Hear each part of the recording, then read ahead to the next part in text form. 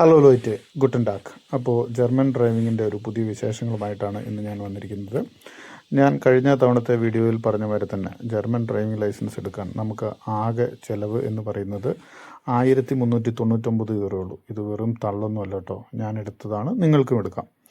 അതെങ്ങനെയാണെന്ന് വെച്ചാൽ ആദ്യമായിട്ട് നമ്മൾ ചെയ്യേണ്ടത് ഇപ്പോൾ ഫ്യൂറർഷൈൻ ഗോൾഡ് എന്ന് പറയുന്ന ഒരു ആപ്പ് ഉണ്ട്. നാട്ടിൽ നിന്ന് ഇങ്ങോട്ടേക്ക് വരാൻ വേണ്ടിയിരിക്കുന്നവരാണെങ്കിൽ ആദ്യമായിട്ട് ഇതൊന്ന് ഡൗൺലോഡ് ചെയ്തിട്ട്, ഇതിലേതാണ്ട് ഒരു 1356 ക്വസ്റ്റ്യനോളമുണ്ട്. ഇത് നമ്മൾ നല്ല വൃത്തിയായിട്ട് മനസ്സിലാക്കി പഠിക്കുക. കാണാപ്പാഠം പഠിച്ചിട്ട് കാര്യമില്ല, മനസ്സിലാക്കി പഠിക്കുക.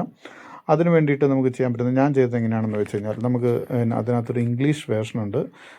ഇതിനൊരു 1000 രൂപയാണ് മുടക്കുള്ളൂ. 1000 രൂപ കൊടുത്തിട്ട് നമ്മൾ മൊബൈലിലോ അല്ലെങ്കിൽ ലാപ്ടോപ്പിൽ ഡൗൺലോഡ് ചെയ്ത സൗകര്യമായിരിക്കും.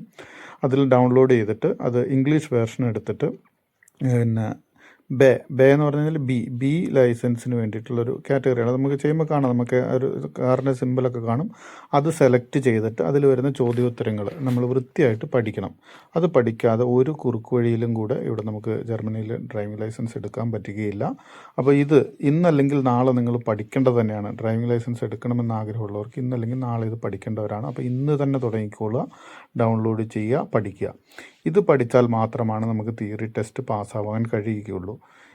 ഇത് പഠിച്ചാൽ ഏതാണ്ട് ഇതേ ചോദ്യങ്ങൾ ഇതേ തീമായിട്ടാണ് നമുക്ക് ഇതിൽ വരുന്നത്, നമ്മുടെ ഡ്രൈവിംഗ് ടെസ്റ്റിന് വേണ്ടിയിട്ട് വരുന്നത്. അപ്പോൾ ഇത് എല്ലാവരും, ഞാൻ ചെയ്തത് എനിക്ക് മനസ്സിലാവാത്ത, ഗൂഗിൾ ട്രാൻസ്ലേഷനിൽ ചിലപ്പോൾ ചില പ്രശ്നങ്ങളൊക്കെ വരാറുണ്ട്. പല ചോദ്യങ്ങളും നമുക്ക് മനസ്സിലാവാണ്ട് വരാറുണ്ട്.